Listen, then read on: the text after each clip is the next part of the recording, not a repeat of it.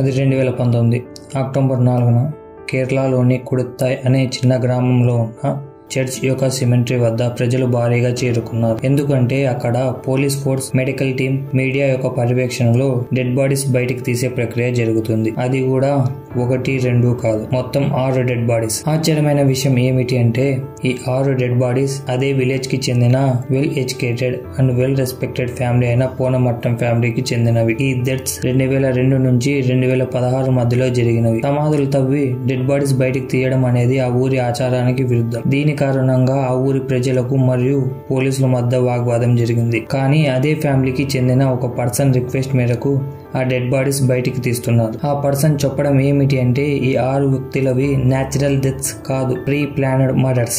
ఎందుకంటే అదే ఫ్యామిలీకి చెందిన రాయ్ ఒక అటాప్సీలో సైనైడ్ పాయిజన్ ట్రేస్ అయ్యింది. షాకింగ్ ఏమిటి అంటే ఈ డెత్ కి అండ్ రాయ్ వైఫ్ జాలీకి సంబంధం ఉంది అనే అనుమానంతో ఆమెను అరెస్ట్ చేశారు. ఒక వెల్ రెస్పెక్టెడ్ ఫ్యామిలీ కోడలు అండ్ NIT కాలేజ్ ప్రొఫెసర్ ని అరెస్ట్ చేయడంతో ఈ న్యూస్ చాలా స్పీడ్ గా స్ప్రెడ్ అయ్యింది. నిజంగా ఈ డెత్స్ జాలీనే చేసిందా? చేసి ఉంటే ఎన్ని సంవత్సరాలు ఎందుకు బయటికి రాలేదు? ఈ ఇన్సిడెంట్ గురించి డీప్ గా తెలుసుకుందాం. కుడుత్తాయ్ విలేజ్ లోని పోనమట్టం ఫ్యామిలీలో థామస్ ఎడ్యుకేషన్ డిపార్ట్మెంట్ లో పనిచేసేవారు. అతని వైఫ్ అన్నమ్మ థామస్ ఒక స్కూల్ టీచర్. వీళ్ళకి 3 పిల్లలు, Roy Thomas, Rojo Thomas and Renji Thomas. వీళ్ళ ఫ్యామిలీలో కెరియర్ కి మరియు ఎడ్యుకేషన్ కి చాలా ఇంపార్టెన్స్ ఇచ్చేవారు. పెద్ద కొడుకైన రాయ్ థామస్ వాళ్ళ పేరెంట్స్ తోనే కేరళలోనే ఉండేవాడు. రాయ్ జాలీని మొదటిసారి తన మేనమామ అయిన మెచ్చు మెన్చూడియల్ ఫ్యామిలీ ఫంక్షన్ లో చూశాడు. అక్కడ నుంచి వాళ్ళిద్దరి మధ్య పరిచయం ఏర్పడి ఆ పరిచయం కాస్త ప్రేమగా మారి. జాలీ అగ్రికల్చర్ ఫ్యామిలీ నుంచి బిలాంగ్ చేస్తుంది, రాయ్ ఎడ్యుకేషనల్ బ్యాక్గ్రౌండ్ నుంచి.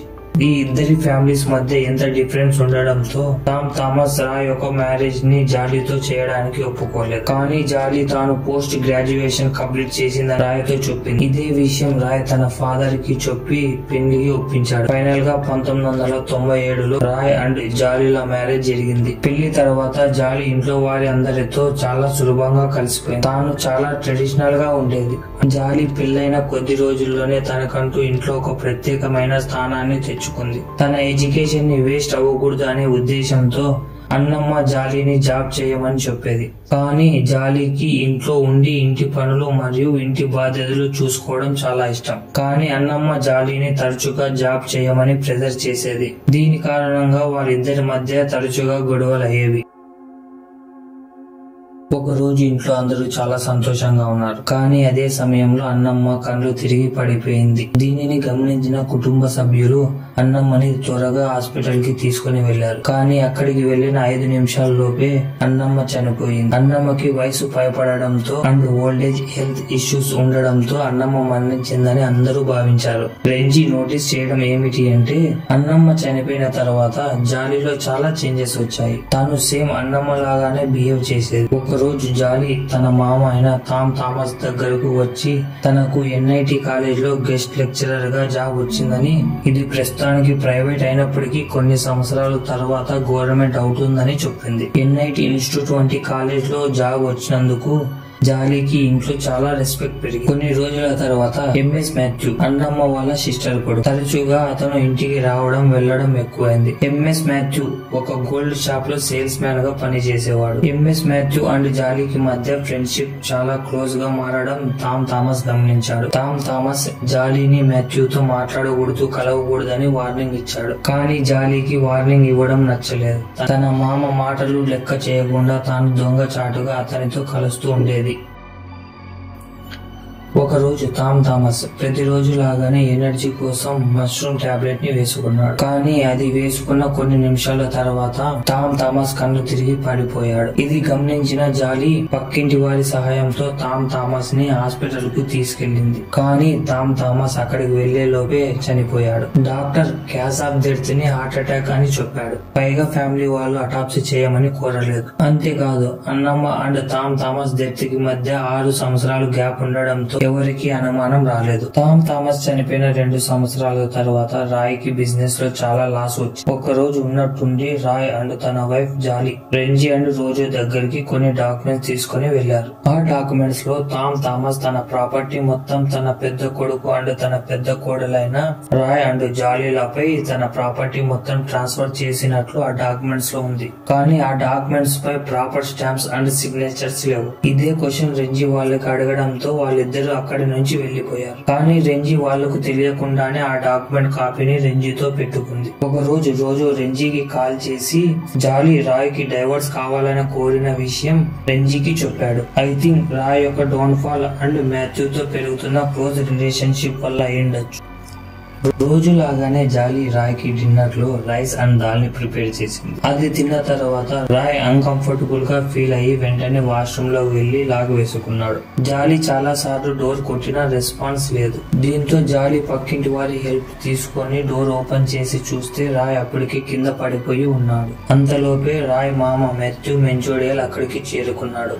అతను రాయ్ ని వెంటనే హాస్పిటల్ కి తీసుకుని వెళ్లాడు. కానీ రాయ్ కూడా సేమ్ వాళ్ళ నాన్న లాగానే హాస్పిటల్ కి చేరుకునే లోపే మరణించాడు. 10 సంవత్సరాలలో ఇది 3వ మరణం. రాయ్ మరణంపై అంకుల్ మాథ్యూ మెంచోడియల్ కి డౌట్ వచ్చింది. దీంతో రాయ్ బాడీని పోస్ట్ మార్టం చేయాలని డిమాండ్ చేశాడు. కానీ జాలీ దీనికి ఒప్పుకోలేదు అండ్ అంకుల్ మాథ్యూతో ఆర్గ్యుమెంట్ చేసింది. కానీ అంకుల్ మాథ్యూ వినలేదు. మొండి పట్టి పోస్ట్ మార్టం చేయించాడు. అంకుల్ మాథ్యూ డౌట్ ఇక్కడ నిజమైంది. పోస్ట్ మార్టం రిపోర్ట్ లో రాయ్ డెత్ కి కారణం సైనైడ్ పాయిజన్ అని తేలింది. రాయ్ కి బిజినెస్ లో చాలా లాస్ వచ్చింది. దీని కారణంగా చాలా రోజుల నుంచి డిప్రెషన్ లో ఉన్నాడు. ఆ డిప్రెషన్ తట్టుకోలేక సూసైడ్ చేసుకుని ఉంటాడు అని అందరినీ నమ్మించి ఫర్దర్ ఇన్వెస్టిగేషన్ ని స్టాప్ చేయించింది. రాయ్ మరణించిన సంవత్సరం తర్వాత అంటే 2012లో జాలీ హౌస్ పై తన ఓనర్షిప్ ని క్లెయిమ్ చేస్తూ రోజు అండ్ రెంజీ ముందర అగ్రిమెంట్ పేపర్స్ ని పెట్టింది. ఈసారి అగ్రిమెంట్ పేపర్స్ లో స్టాంప్స్ అండ్ సిగ్నేచర్స్ అన్ని ప్రాపర్ గా ఉన్నాయి. టామ్ థామస్ చనిపోయిన తర్వాత రెండోసారి ఈ డాక్యుమెంట్స్ లో సిగ్నేచర్స్ ఎలా వచ్చాయని రోజు అండ్ రెంజీ ఆశ్చర్యపోయారు. దీంతో రోజు అండ్ రెంజీకి జాలీ యొక్క ఇంటెన్షన్ అర్థమైంది. దీంతో వాళ్ళిద్దరూ ఆమెకి అగెనిస్ట్ గా ఫైట్ చేయాలని నిర్ణయించుకున్నారు. రెంజీ తన రిలేటివ్స్ అందరినీ పిలిచి తనతో ఉన్న మొదటి కాపీ మరియు ప్రస్తుతం ఉన్న 2వ కాపీని వాళ్ళ ముందర పెట్టింది. దీంతో ఈ డాక్యుమెంట్స్ అన్ని ఫేక్ అని తేలింది. దీని తర్వాత రెంజీ ఈ డాక్యుమెంట్స్ తీసుకొని పంచాయతీ ఆఫీస్ కి వెళ్లి జాలీ ఒక ఓనర్షిప్ ని క్యాన్సిల్ చేయించింది. ఇదంతా చూసిన మాథ్యూ మెంచోడియల్ అంకుల్ కి జాలీపై అనుమానం వచ్చింది. అంతేకాదు ఒక రోజు తనకు మరియు ఎంఎస్ మాథ్యూ కి మధ్య ఉన్న ఎఫ్ఐఆర్ గురించి తెలిసి అంకుల్ మాథ్యూ జాలీకి వార్నింగ్ కూడా ఇచ్చాడు. ఒకరోజు సాయంత్రం జాలీ రోజుకి కాల్ చేసి నేను హాస్పిటల్లో ఉన్నాను, మాథ్యూ మెంచోడియల్ అంకుల్ ఇంకా లేడు అని చెప్పింది. ఇది విన్న రెంజీ చాలా షాక్ అయ్యింది. ఎందుకంటే తాను 2 గంటల ముందే మాథ్యూ మెంచోడియల్ అంకుల్ తో మాట్లాడడం జరిగింది. ముందు జరిగిన డెత్ లాగానే ఈ డెత్ గుణ రీజన్ హార్ట్ అటాక్ అని తేలింది. కానీ ఇక్కడ ఆశ్చర్యమైన విషయం ఏమిటి అంటే మాథ్యూ మెంచోడియల్ అంకుల్ ని కలిసిన లాస్ట్ పర్సన్ కూడా జాలీనే. కానీ దీనిపై ఎవరికి కూడా డౌట్ రాలేదు. మాథ్యూ అంకుల్ డెత్ తర్వాత ఎవరు కూడా పోస్ట్ మార్టం చేయాలి అని డిమాండ్ చేయలేదు. కొన్ని రోజుల తర్వాత షాను అండ్ జాలీకి మధ్య సీక్రెట్ అఫైర్ స్టార్ట్ అయింది. షాను రాయు యొక్క బాబాయ్ కొడుకు. షానుకి సిలి అనే ఆమెతో మ్యారేజ్ అయింది.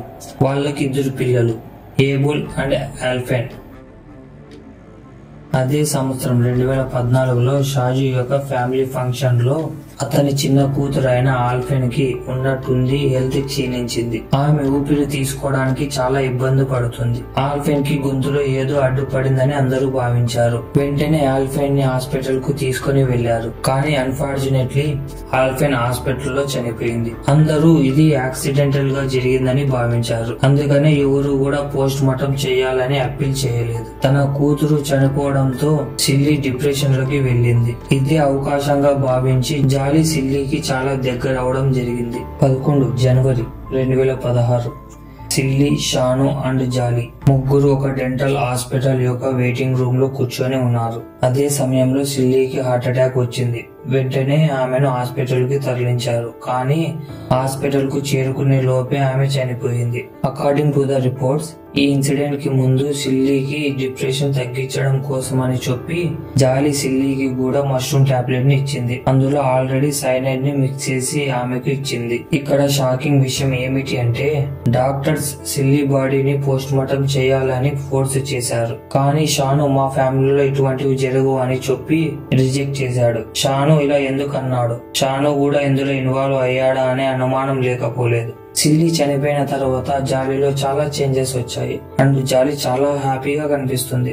ఇదంతా గమనించిన రెంజీకి జాలీపై అనుమానం వచ్చింది. కానీ ఎంత పెద్ద క్రైమ్ ని ప్రూవ్ చేయడానికి రెంజీ దగ్గర ఎటువంటి ఆధారాలు లేవు. 2017లో జాలీ అండ్ షాను ఇద్దరు పెళ్లి చేసుకున్నారు. దీంతో రెంజీకి జాలీపై ఉన్న డౌట్ ఇంకా పెరిగింది. రెంజీ రాయ్ యొక్క పోస్ట్ మార్టం రిపోర్ట్ ని చెక్ చేసింది. అందులో రాయ్ తిన్న ఫుడ్ లో సైనైడ్ మిక్స్ అయ్యిందని క్లియర్ గా రాసి ఉంది. కానీ ఆ రోజు రాత్రి రాయ్ ఏమి తిన్నాడు అని రెంజీ జాలీని అడిగినప్పుడు ఏమీ తినలేదని చెప్పింది. దీంతో అనుమానం కాస్త నమ్మకంగా మారింది. తరువాత రెంజీ తనకు తెలిసిన కొందరు పోలీసులతో కలిసి తనకున్న డౌట్స్ అండ్ థియరీస్ ని చెప్పింది. పోలీసులు జాలీ గురించి తెలుసుకోవడానికి ఆమె వర్క్ చేసే ఎన్ఐటి కాలేజ్ దగ్గరకు వెళ్లారు. అక్కడికి వెళ్లిన పోలీసులకి చాలా షాకింగ్ నిజాలు తెలిసాయి. అది ఏమిటి అంటే, ఎన్ఐటి కాలేజ్ స్టాఫ్ లో జాలీ పేరుతో ఎవరూ లేరు అని పోలీసులకు తెలిసి చాలా షాక్ అయ్యారు. అంతేకాదు, జాలీ గురించి డీప్ గా ఇన్వెస్టిగేషన్ చేస్తే తెలిసింది ఏమిటి అంటే, ఆమె జస్ట్ ఇంటర్ పాస్. ఆమె ఎన్ని రోజులుగా చూపిస్తూ వస్తున్న సర్టిఫికెట్స్ అన్ని ఫేక్ అని తెలిసింది. రెంజీ ఆ సమాధుల్ని బయటికి తీసి పోస్ట్ మార్టం చేయాలని కోర్టుకి పిటిషన్ వేసింది. కోర్టు పిటిషన్ ని అంగీకరించి పోలీసులకు పర్మిషన్ కూడా ఇచ్చింది.